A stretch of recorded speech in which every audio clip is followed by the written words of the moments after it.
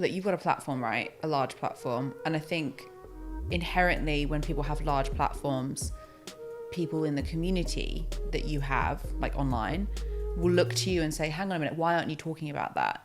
And you can have that about everything. Like, it's not just about women's rights. It could be obviously in isolation of you, for sure. But like, there is so many other things that people will be probably putting pressure on you to talk about. How do you navigate what to comment on and what to not comment on? Because I do really feel like not making a comment on stuff is also like It a says very a lot. grossly, yeah. I think that the people that follow me know where my real interest lies, and it's not saying I'm not interested about other things like Sure. animals or whatever. It's not that I'm not interested about that, but I'm not going to speak on a topic that I don't have information on. Yeah. That I don't have actual concrete foundation information on. And I'm also not just going to be a click sharer either. Like, I will share things here and there, but if I don't know information on it, there's no point in me speaking, because you're just going to get a bunch of fluff just because I feel the pressure to say something. And that doesn't help. That doesn't help anything. And I also don't like the whole bandwagon of like, pray for this place. No, I don't want to send my prayers. If I want to speak about it, I want to be able to actively help. Yeah, be proactive, not reactive. So sometimes it takes me a while to even speak on things because I'm researching and figuring out what exactly is going on. Because there's a lot of like fluff on the internet that's not true and different things. And for example, I have a lot of people that I really love and care for live in Haiti.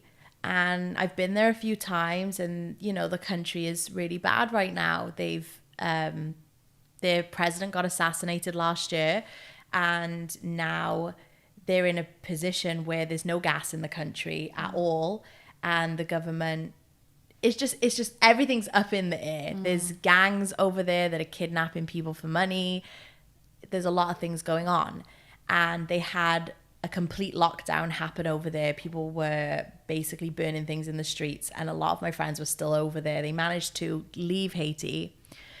And that is something that's very close to me because my friends live there. I've been there, and and Haiti's just like such a special place to me that I felt like I needed to speak on it. But then again, I didn't just repost everything that came up, because I noticed that a lot of Haitian Americans who have not been to Haiti maybe ever in their lives because their parents are scared to go, don't actually know what's happening over there. They're reading what's happening in the news, which is fabricated, and then they're posting stuff online, which is just creating more fear around Haiti and not really what's happening. So it wasn't until I got on the phone with my friends and really talked about it and figured out what exactly is going on. And then when I saw certain things, those were the things that I reposted that I knew were accurate and correct, and I could be part of giving the awareness and be a part of the support that I want to give.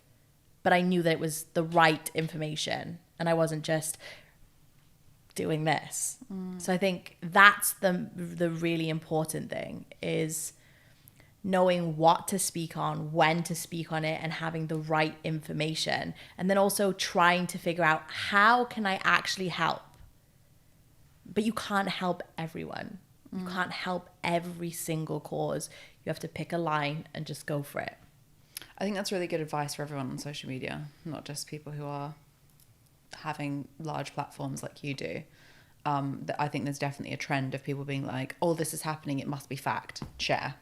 And it's like, going back to what we were saying earlier, the way that social media algorithms work is it gives you more of what you like. So if you're only getting one type of thing in your feed, you probably need to look elsewhere to get information to support that or rebut it or even whatever. the stuff that's happening in Iran right now.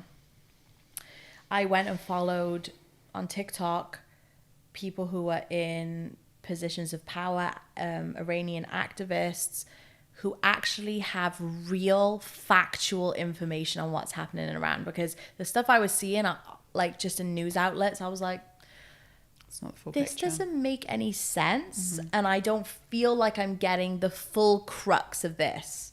So when I started watching the stuff, they put a lot of like stuff that's happening. They have people there in Iran with all of the information. And I was like, okay, I'm getting the information I need. I know in the ways I can help. but it's not always giving awareness. That's not always the way to help. Sometimes you're helping and you don't have to share that with social media. There are so many things I could say on that. Like, LinkedIn is, anyone that's listening to this will know what I'm about to say, but LinkedIn is one of those places where it's like, if you do a good deed, if you don't share it, it didn't happen. And it's like that, like, I can't. Sounds like Facebook too. Yeah, I just, down that rabbit hole is not really a vibe.